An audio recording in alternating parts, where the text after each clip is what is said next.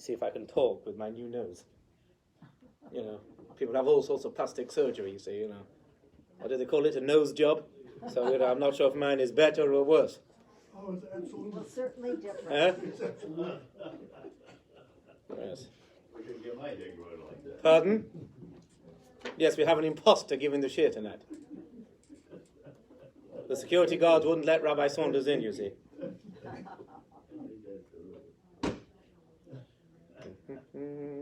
Right. It's 7:30. Well, I see some people are coming in. Maybe I frightened them off. Next week we'll be davening mincha, I understand, 7 o'clock. Well, next week is Purim, but for future shiurim, I suppose, will be after mincha mariv. So we'll wait, I suppose. So I think it's 7 o'clock mincha, isn't it, next week? 7 o'clock. But not next Oh, that puts our week. meeting into jeopardy on the 23rd of March at 6:30 for an hour, because we've got mincha at 7 o'clock. Yes. Because mincha is going to be at 2 Right, o'clock okay. in the Oh, yeah. afternoon. On Tuesday? I was thinking of giving a few minutes here before. Monday is Megillah reading, so 2 o'clock in the afternoon is Mara. We should take bets on how long my glasses will stay on. No? We're into horse racing now. We've got the betting bug. 7:50 is Mara. And then it's followed by the Megillah reading. Okay, ladies and gentlemen, as you can see, we're in Purim spirit. As we're in the month of Adar, the month of Simcha, pardon? I see that you're really a black hat. Yes. How you doing? Oh, is the security guard booked to come next week? Is he supposed to be coming on Purim? Is he supposed to be here? Because he should be warned that he might not recognize people. I don't know how he's going to cope.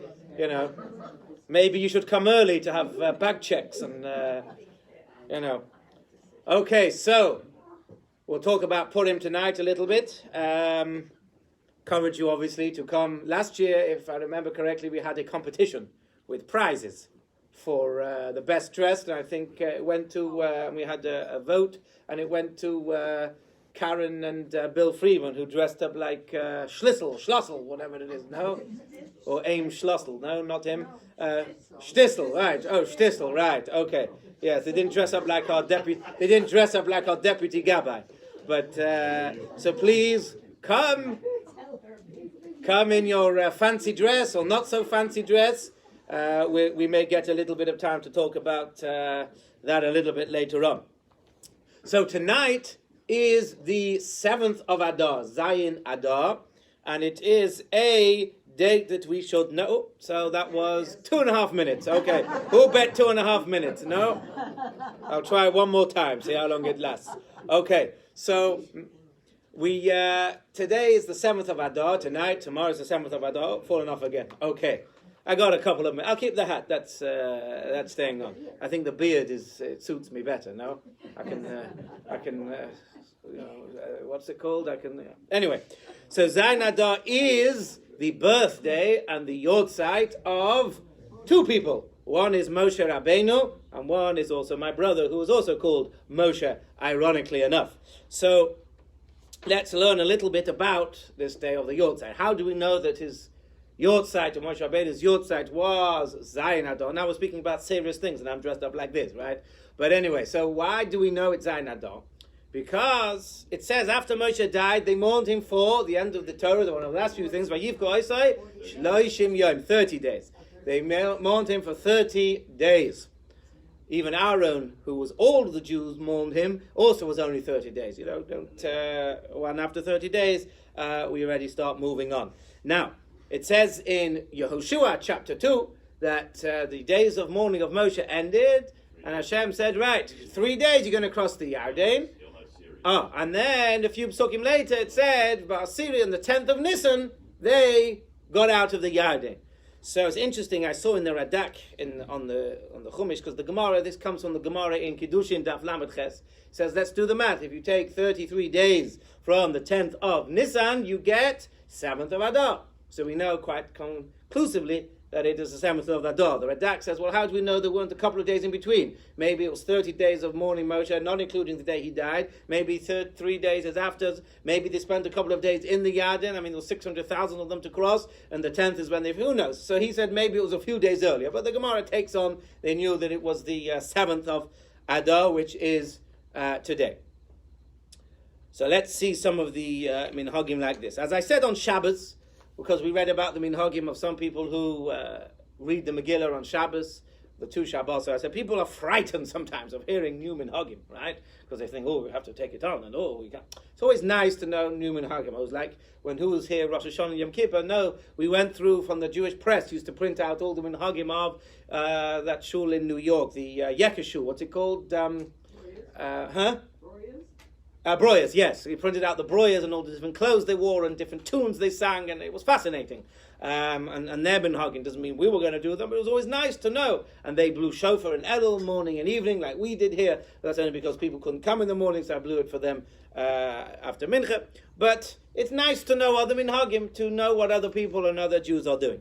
So let's learn a little bit about Zayin Adar. So this is the Sefer Nitti Gavriel that I can't stop going on about since I bought a few volumes, written by Rabbi Gavriel Zinner, big dayan in Borough Park, within many, many, many volumes of this Sefer, compass mentis of various halachas and minhagim and modern things. He says like this: Zayin Adar hu tanis sadikim. It's the tanis. It's a day of fasting for the sadikim. It's tzarich lo ma tachnun, and we got to say tachnun. V'yesh oimrim she'ein oimrim by tachnun, said when you asked me earlier. And some people have the minhag not to say tachnun.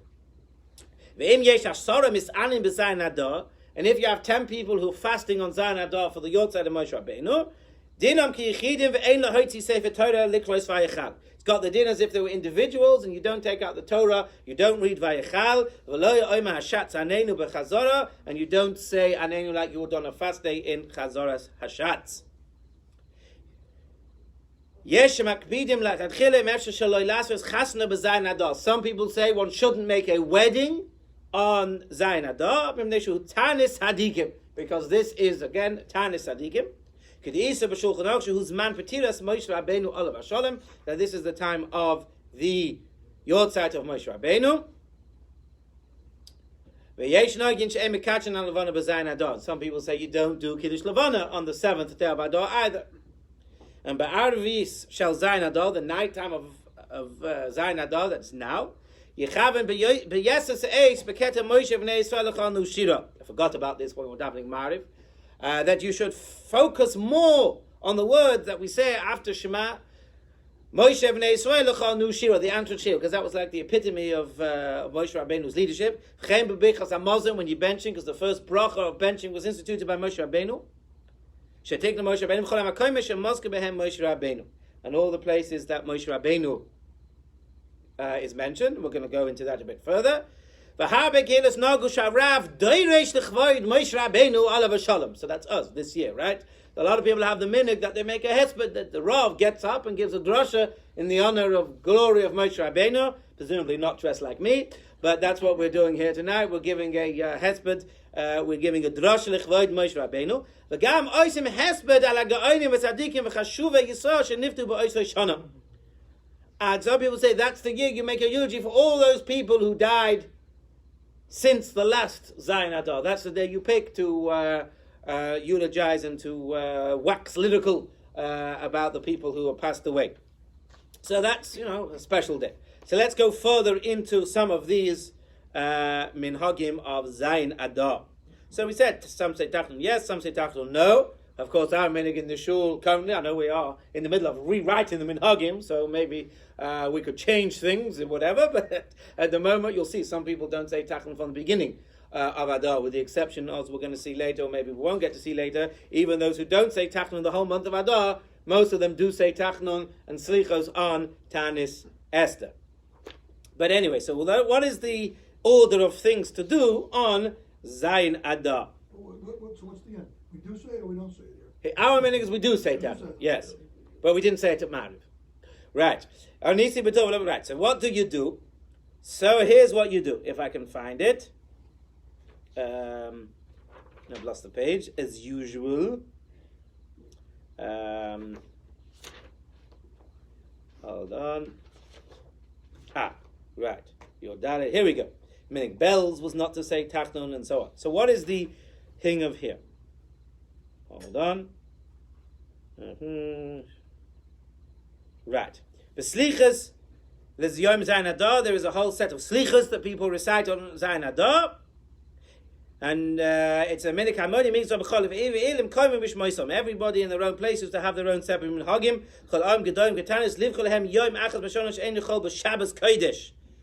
And that's the Chevra Kadisha would make a fast day. Most in England they do it mostly on Chodesh Cheshvan because that's one of the shortest days of the year. And apparently Zayin Adar can never fall on a Shabbos. So therefore that was the day that was chosen for doing it. So what did they used to do? What is the here it goes. Minik Chasidim v'anshe Maisa this anis b'shiva ba'adar. So people of piety would have the minik to fast on the 7th of Adar. That's tomorrow, today, now. The day that Moshe Rabbeinu died.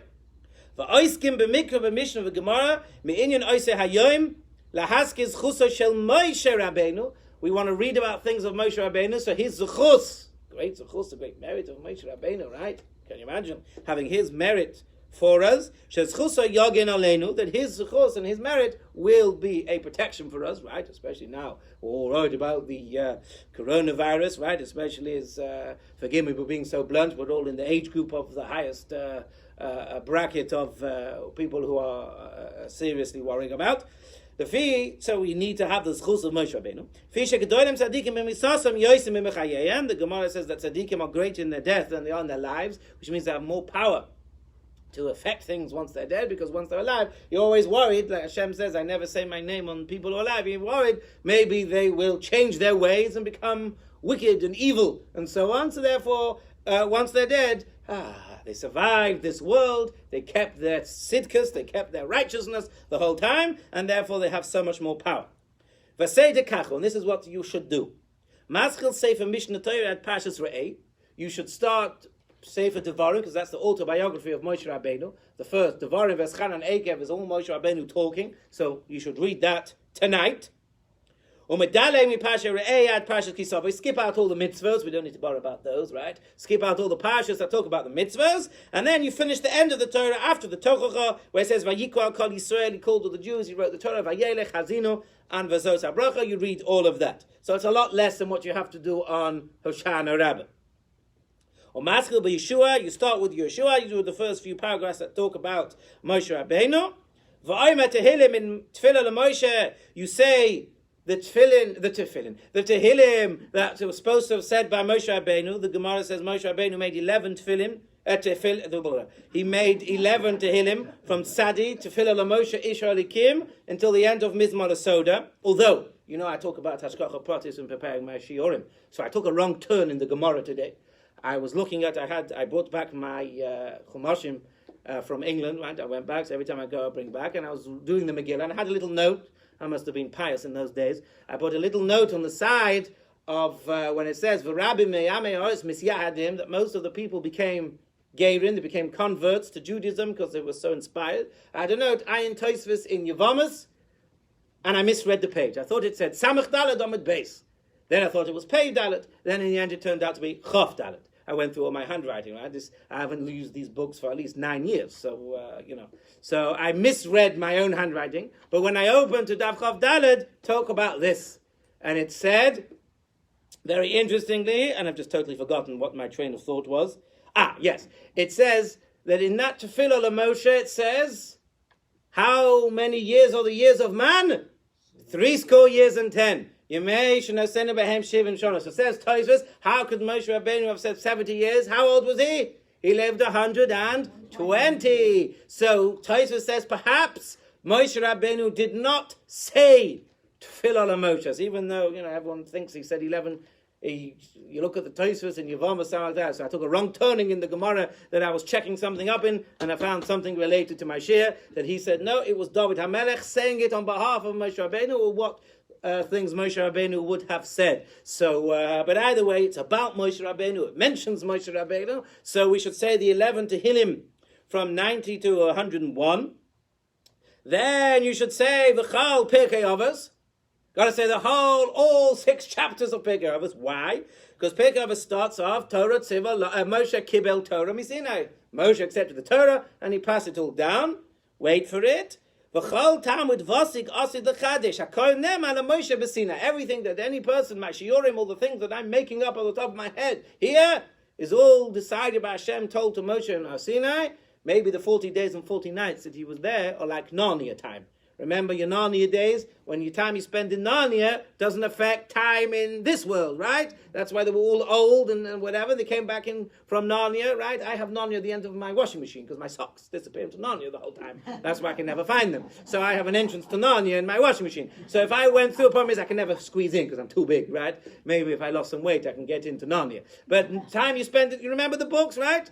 Although somebody told me the person who wrote them was anti-Semitic and it's all about Yoshki and all this sort of stuff coming. But anyway, I was too simple to realize that. So maybe Moshe Rabbeinu, his 30 days that he was being inspired were not quite the same 40 days because he had a lot to learn, right? He must have got a lot of stuff that he had to learn while he was up there. So maybe the time that he spent up there wasn't quite corresponding to human time. So you learn all the Pirkei Avos because everything there was taught to Moshe Rabbeinu. Wait, you haven't finished yet? There's still more to do, right? And also talks about the Kever Shel Moshe Rabbeinu was created on Erev Shabbos and all this sort of stuff. And then, and whatever you can do, your Vayrach shall be blessed. So you say Moshe Rabbeinu dikka things, right? You say things that mention Moshe Rabbeinu. You say things that talk about Moshe Rabbeinu. Why? Because the Gemara says that when you talk about Torah in somebody's name after they died, their lips are chattering in the grave. Which is why I say a lot of rabbis, they don't decompose because they're too busy chattering. Every time you say something in their name, the Gemara says it's like their lips are saying it. And it goes on and on. And afterwards, you make a nice, big, great meal. Yes, so you've done the fasting, and now you get to do the eating. So, as I say, a lot of people have. I must admit, I've not heard of people who do this, but that's what people do, and that's what's brought down. This is all tonight. This is all tonight and tomorrow, right? You can't do it all tonight necessarily, got to get to bed, be up early for shul tomorrow. But yes, should we send around an email, Madam President? We're going to be doing Tikkun Moshe Rabbeinu, no? You think we'll get a lot of people coming? Probably not. But it's still interesting to note that there was a whole thing about Moshe Rabbeinu's yahrzeit. It's interesting that you think about Reb Shimon Bar Yochai. Oh yes, it says here somewhere that a lot of people go to Reb Shimon Bar Yochai's grave as well. It doesn't seem to say what the connection between Rabbi Shimon Bar Yochai. Oh yes, probably because he did the esoteric Torah, right? Isn't that right? He was the one who came up with the Zohar. He was the one who wrote down the Zohar, so they say, then left it in the cave for a few hundred years till somebody de Leon found it. Oh, on a mountain.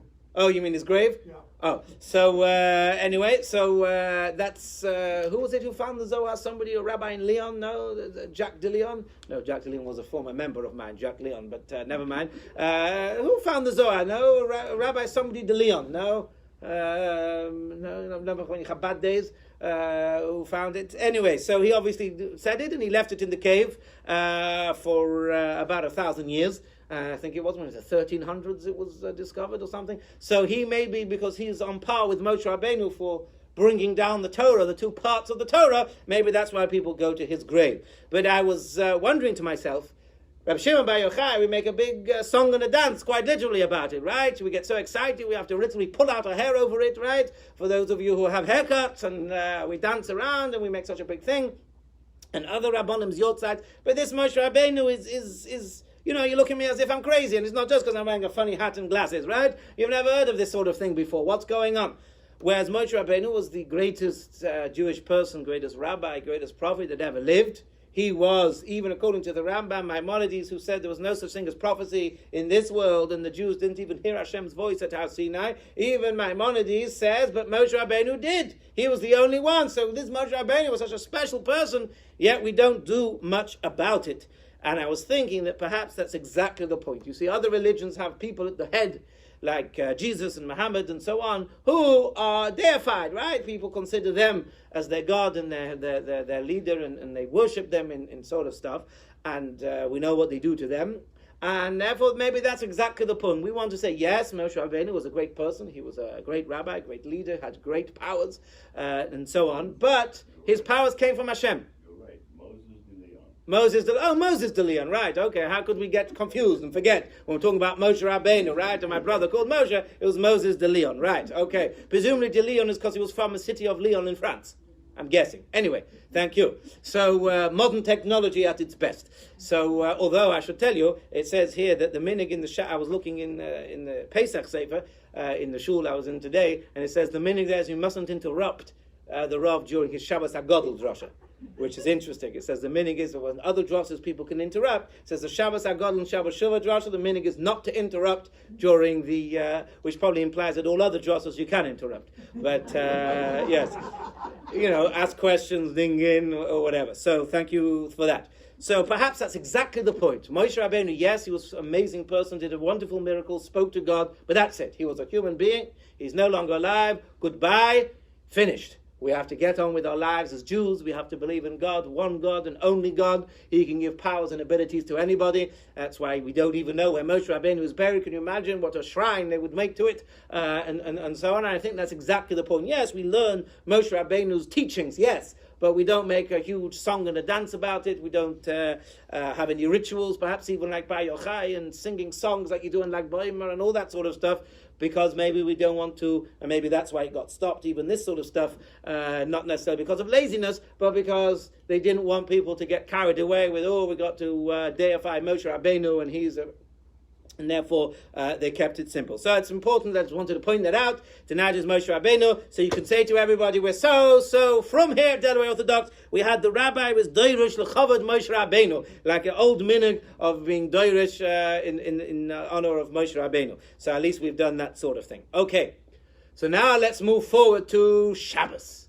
Shabbos is known as Shabbos Parshas Zocher. Zocher means remember, and that refers to the mitzvah that we have of remembering the terrible stuff that Amalek did. He did a few things. Number one, he was the first one to come and attack the Jews after they left Egypt. He was the one who broke through, right? Everyone was frightened of the Jews, but after the first one makes an attack, everyone said, they're not so scary, right? It's not so bad. He's already done it, right? I'll do it. So therefore, that's what they say about the minute mile, right? Roger Bennett broke the minute mile, and now it's 3:32, I think. So it's already half a second less, half a minute less than the 4-minute mile. I think you can Google it. I think the world record is 3:32 or something, or 3:36. So, right? And it was broken, I think, 2 weeks later, 3 weeks later, it was already broken. And it's been broken countless times since then. So what's the pshat? Once you do it once, it's not so difficult, I'll do it again, right? So it's easy. So that's what Amalek did. They're the ones who made the first ability. And also a bit like the coronavirus, which I put on Facebook for anybody who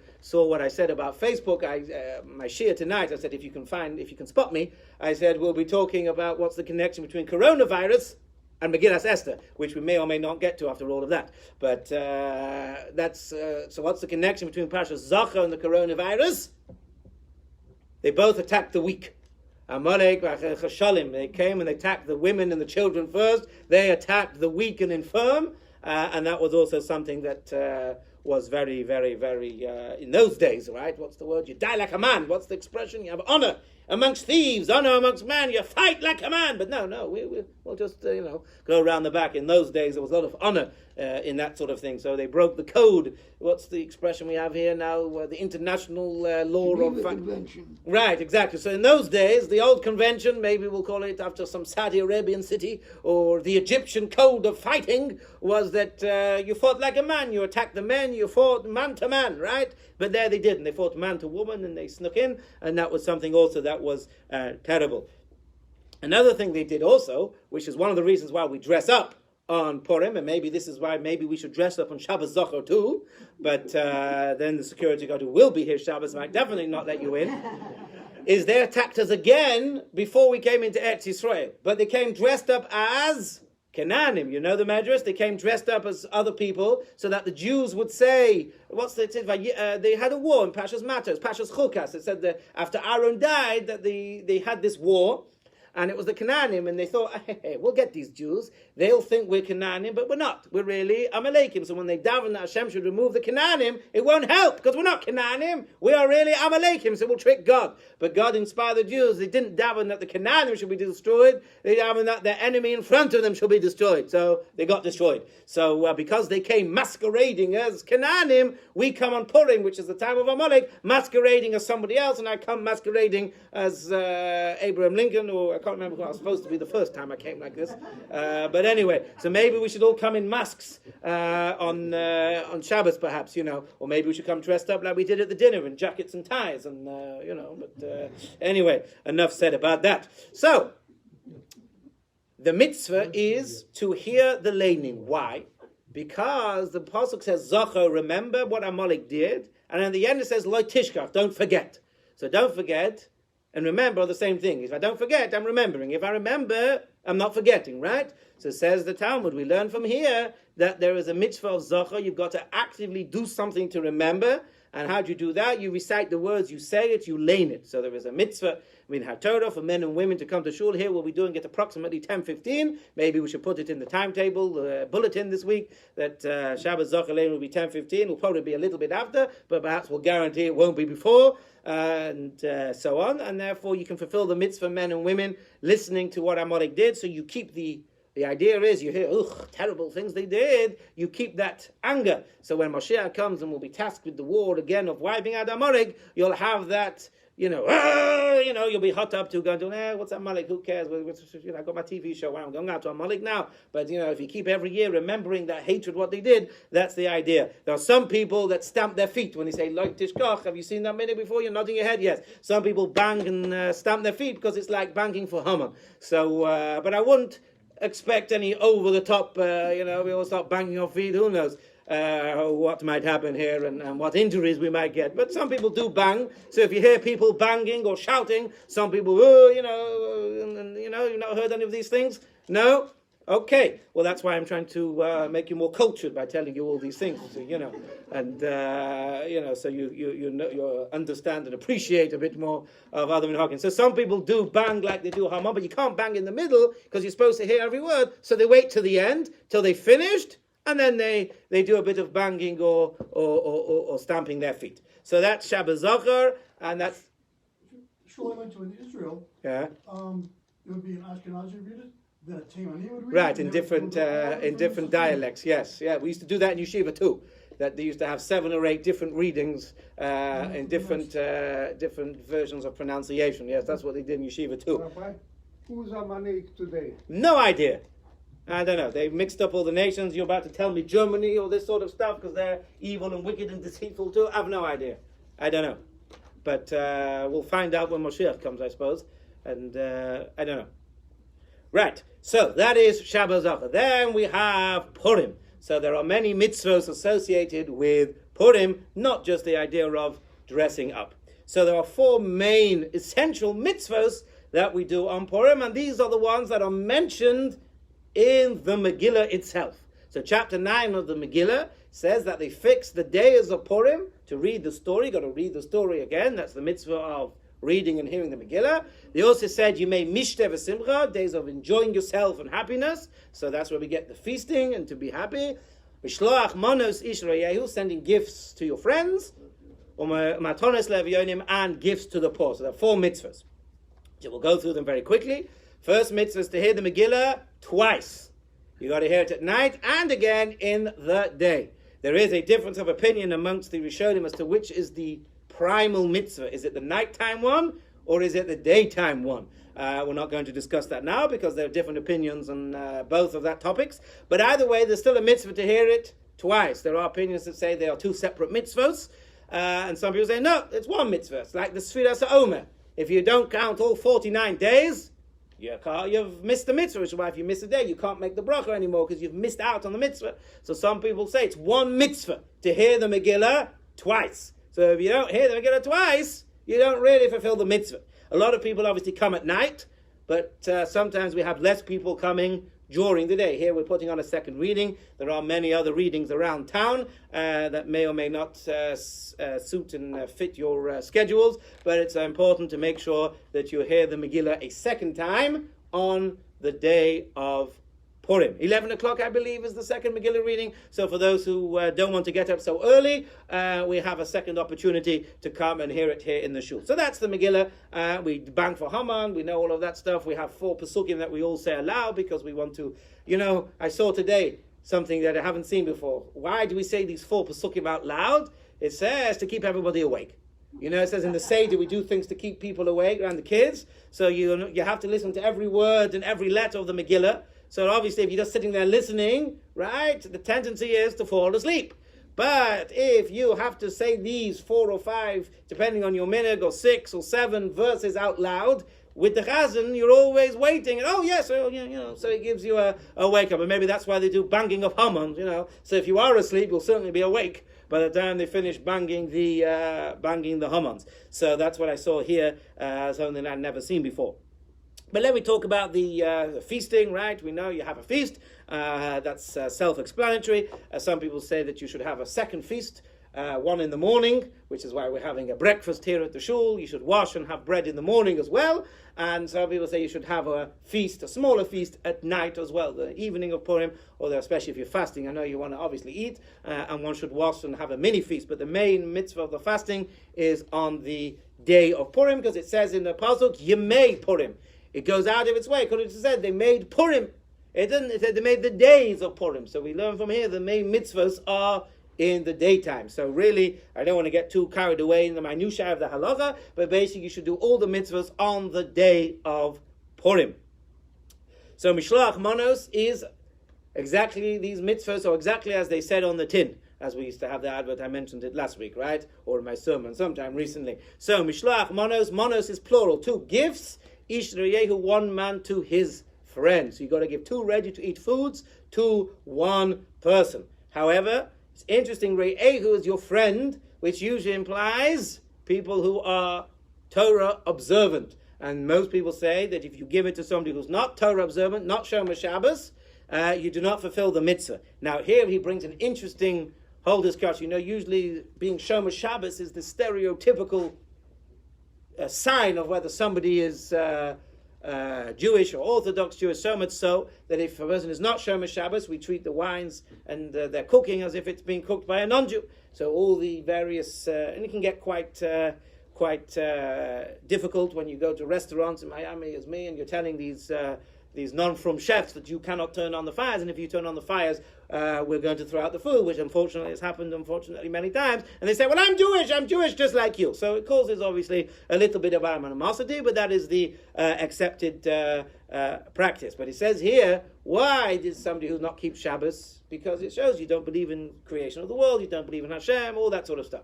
But it says, what happens if somebody comes to shul, davens, and makes kiddush on Shabbos, but yet doesn't keep Shabbos? So it's sort of, I do believe a bit, because I am coming to shul, I am making kiddush, I am doing everything, but I just can't be bothered, doing all the other stuff. So he says those people you could give shlach manos to, because they really do believe in 6 days of creation, and they do believe Hashem's stuff, because they're making kiddush, they're coming to shul, they're hearing laning, right? But for whatever reason, they haven't yet managed to motivate themselves to feel the kedusha of keeping Shabbos and to feel the simcha and the joy of Shabbos, or the laziness of just not bothering doing anything. So either way, you could be yahrtseigh the mitzvah, giving it nowadays to people like that. And the big debate comes as to what are these 2 ready-to-eat foods. So they should be foods that you can eat directly, and they should be things that you eat at a meal. The idea is you give something to somebody that they eat at the seudah, they eat at the meal. So a lot of people nowadays give candies and sweets and chocolates and all this sort of stuff. So my advice to people is, you only have to give really 1 mishloach manos. Of course you can give more, and it says the more you give, the better, because you're increasing friendship amongst everybody. But one of them you should give a decent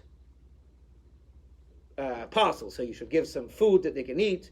For example, maybe buy some bread or some salads from Glicks that people cook. They don't have to eat it at the meal, because people do with it what they want. But once it's theirs, you can give it away to somebody else, as a lot of people do. But to fulfill your mitzvah, I would give 1 mishloach manos, 1 proper, some food that you can really eat, some higher quality gifts. I'm not saying expensive, but higher quality bread, and maybe some salads or some kugels or some chickens ready to eat, something that's really important to really fulfill the mitzvah and give that to a Shomer Shabbos person, and to really fulfill the proper mitzvah, and then the rest you can give to other people.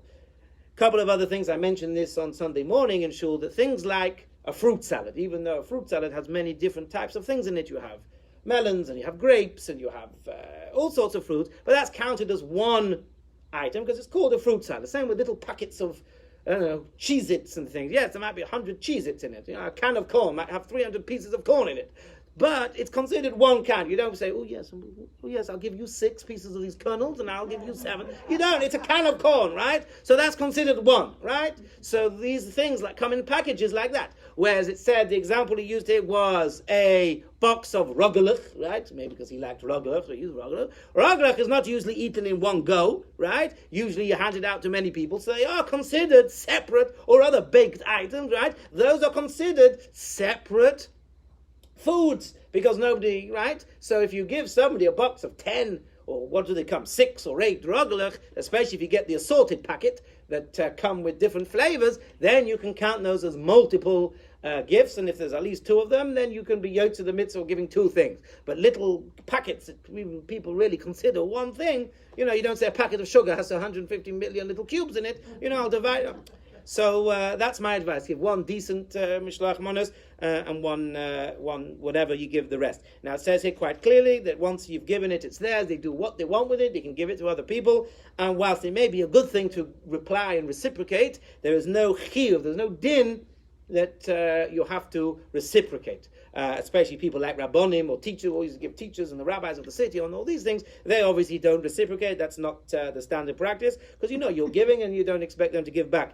Hint, hint. So therefore, that's so you don't have to give back. Also, it's interesting. There's a shadow about, can you give to rabbis? Because rabbis are not your friends, right? You know, they may be friendly to you, but they're not your friends. But you can give rabbis. Another question is, can you give dayanim and things, because you know it could be considered bribes, right? If somebody gives you a loan, you're not allowed to give them things and stuff, because that's considered ribis interest, because you're giving them extra value on what they lent you.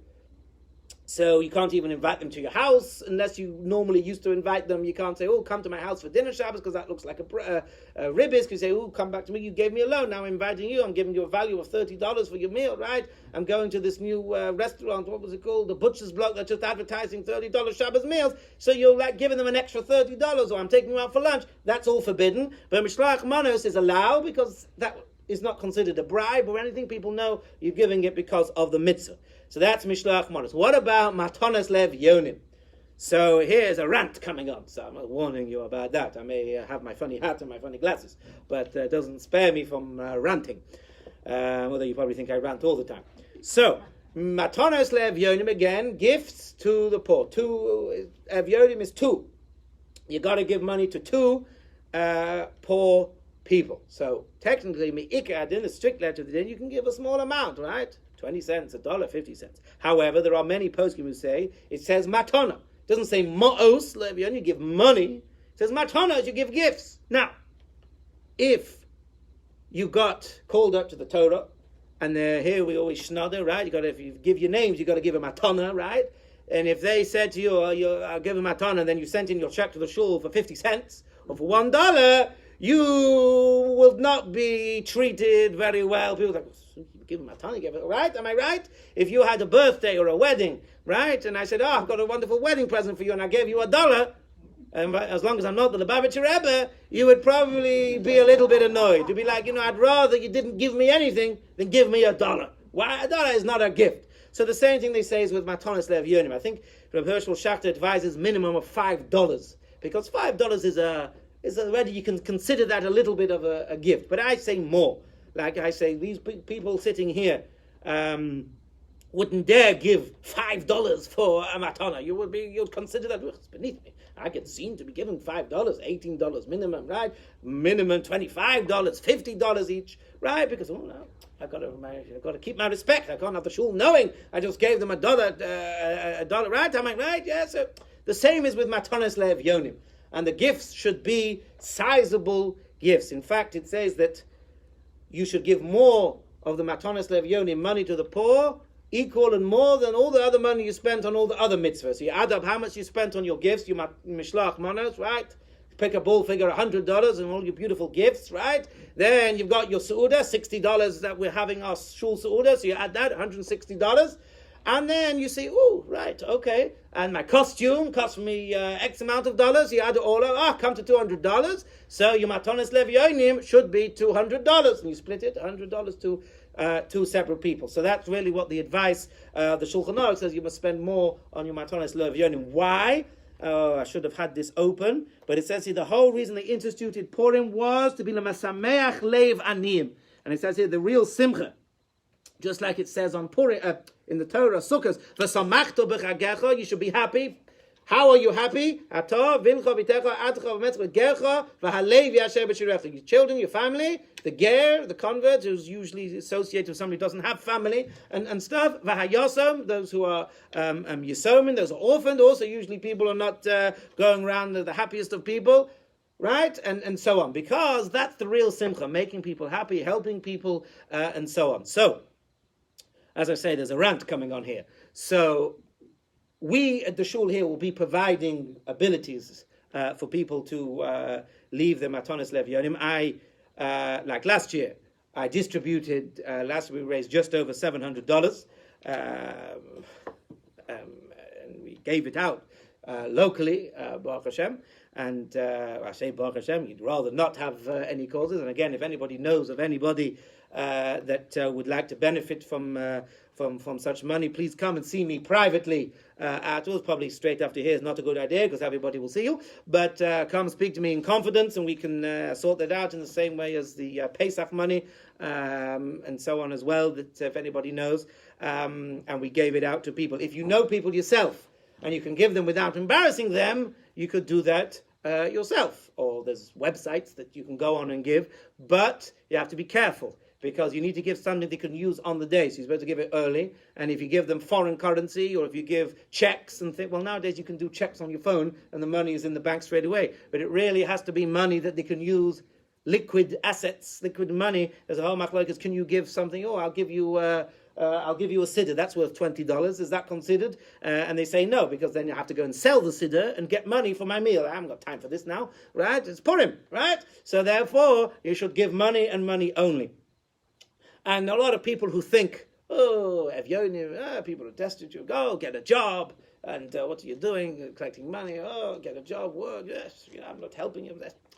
But you will find, unfortunately, especially in this country, England wasn't so terrible, there's a lot more socialist procedures to help you, and there was obviously free healthcare, and the schooling was much cheaper. But especially in this country, and I'm sure we all know people, maybe our own children, grandchildren, which, by the way, if you have family members that are in need of extra money, they come first. When your brother becomes low, lift him up. First is the ger, the social of those who your city, your brothers, your family. So if you have children, grandchildren, nephews, whatever that you know could do with a little bit of help, then certainly help them out. So as I was saying, and I was starting my rant now, that a lot of people do work very hard. A lot of people work very hard in this country, but yet still cannot make ends meet. A lot of people work very hard. They have 2-3 jobs. I don't want to say now because maybe the Russians are hacking into my thing, but we know there's a lot of jobs, especially in the community. They don't pay very well. They don't give good benefits, any benefits at all, right? I don't get benefits here at the shul, but there's a lot of jobs that don't pay benefits, don't pay very well, right? And people work very hard, long hours, they don't get very much money. So how are they supporting a family? But yet they're working 9 to 5, school fees, tuition as you call it, is astronomical. There's a lot of people who are working very hard. And then when you add to that people, for instance, single parents even harder. Look, I know how hard it is with me and my wife with 2 incomes. Can you imagine people only have 1 income, how hard it is? Some of these people have spouses who don't pay any money, right? They don't have money to enforce the courts or whatever the situation is, or the ex runs off and they can never find them, or whoever it is. Many people, single parents, again, who are working really hard, really tough. And don't forget, if you're a single parent, you have to make sure you're at home and you've got to pick up the kids, right? Because then who else is going to do it, right? And then you have to go shopping and so on. And that's another thing. I'll come to that in a minute. So to be able to help these people is certainly the mitzvah of matones levionim. You know, people who have got money, who are working, who have a car, but they're struggling, right? Even people are living paycheck to paycheck. It's a very difficult existence, a very pressurized existence, and any little extra emergency comes along, and they're stuck. So these people, those are certainly the mitzvahs to give, not just matonis levyonim, but also tzedakah in general. Far too many times we ignore these people. Far too many times we look, say, and so on. I remember when I came to this country, I was flabbergasted. I walked into a Jewish store in Brooklyn, and I saw non-Jewish workers sitting on the registers and doing the work in the store. I was very upset. Why would not have Jew? Like Donald Trump would say, Jewish jobs for Jews. Oh, I've got to be careful because it's probably illegal, right? To say that sort of thing, right? Jewish jobs for Jewish workers. And then I found out these people, they pay fortunes in we're going to sponsor this event and get tzedakah here. And a different store, by the way, who did have Jews, and I went shopping there. Another store did have Jews, and I was so happy. There was Jews everywhere in the store, and he gave $1 million to a tzedakah.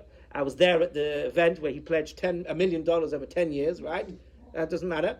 And he had pledged $1 million over 10 years. So I was there, and I was very pleased. Okay, he can give tzedakah because he's giving Jews workers. But there were other people pledging tzedakah. This store, right, we're sponsoring this race. We're the best. So I asked somebody, he goes, no, we don't like to mix business with tzedakah. And I was flabbergasted.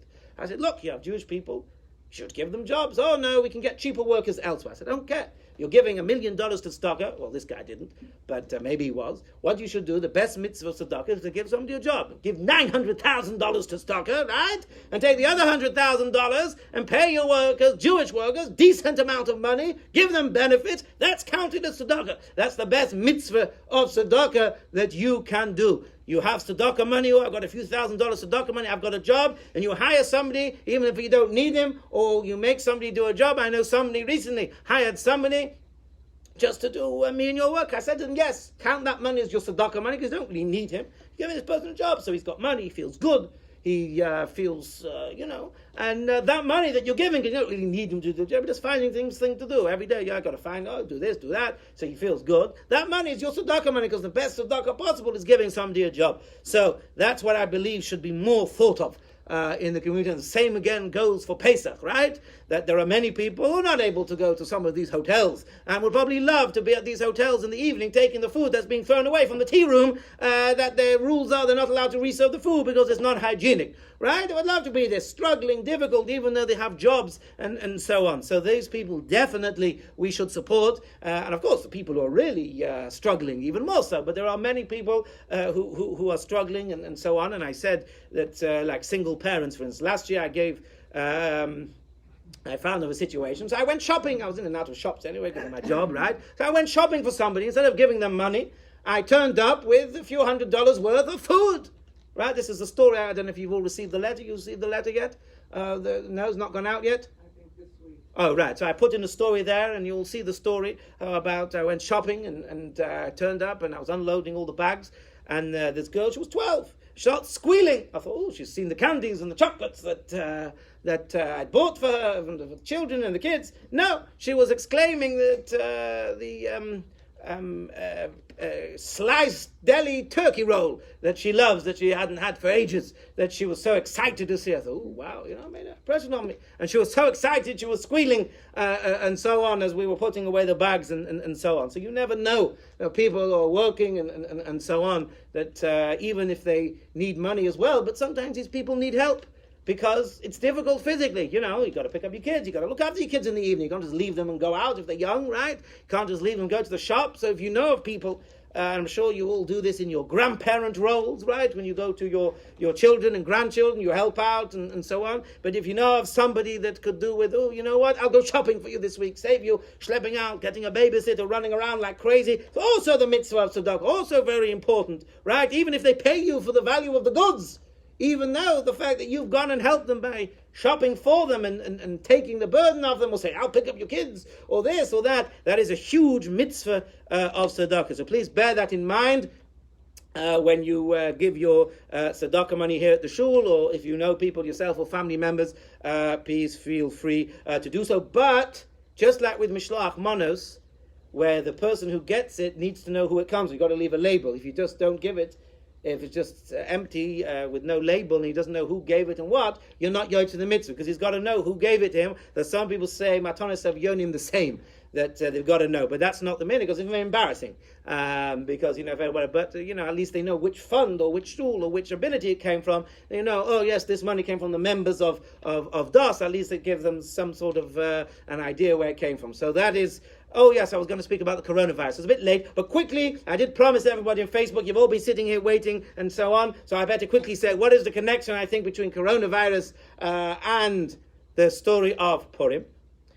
So the Gemara says that the removal of the ring of Achashverosh to put his signature on the decree to annihilate the Jews did more than all the 48 prophets and 7 prophetesses did in all their lifetimes. Why? Because when the Jews realized, whoops, the end is near, they obviously did a real tshuva, they repented, and Baruch Hashem, they were saved. So when Hashem sends calamities, Hashem sends tragedies, that's the point, is to do tshuva and to change our ways and to do better. So when they saw what Haman, whoops, has done and it's sealed, where else are we going to turn other than HaKadosh Baruch Hu? And I think that's exactly this message of the coronavirus, that it's spreading and could be spreading, and who knows, and a lot of people very nervous, worried, Pesach, not Pesach. I advise people for my sermon on Shabbos whilst halachically there's obviously you have to comply with the mitzvah, to comply with all signs and quarantines and so on, and if there's a place told not to go, you don't go. But now that certainly in America, travel halachically is no problem. There's not enough of a degree of worry to say it's forbidden to travel or go to these places. But one should, I think, take precautions, right? Because if you're planning to go to Eretz Yisrael, who knows, right? Was it a few cases came up there today or something? You never know. It might be a problem. You have to quarantine. Not going to say, I can't be bothered with this, right? I'm going to go to Israel. I'm going to spend 2 weeks. I'll miss Pesach, right? I'm going to come back after Pesach, right? I'll miss who knows what. So therefore, maybe start taking some precautions, maybe buying some Pesach food just in case, and thinking in your mind what may or may not transpire, so you're not left rushed off your feet or scrambling around for something to do on Pesach. But that's, I think, the lesson of the coronavirus. It's the time to look upwards. Ezri miyim Hashem, oisei shomayim va'aretz. My helper comes from Hashem. We have no vaccine, no this. Hashem yishmarcha mikol ra. Hashem will protect you from all evil. Yishmas nafshecha, he will protect our souls. But like with Moshe rabbeinu and fasting and Purim, we have to remember that we have to do what HaKadosh Baruch Hu wants us to do, and we have to maybe give more tzedakah, help people more when we can, and in that chos we'll be safe from the coronavirus and all other viruses, and we will come back to Yerushalayim, where we will celebrate Purim with the greatest carnival of them all, with the opening of the Beis HaMikdash. B'mehera v'yameinu. Amen. If anyone has not made a reservation for the Purim Suda at the Century Grill on Tuesday, it's $60 a person. Tomorrow is the deadline. If you have a check, you can give it to me tonight, and I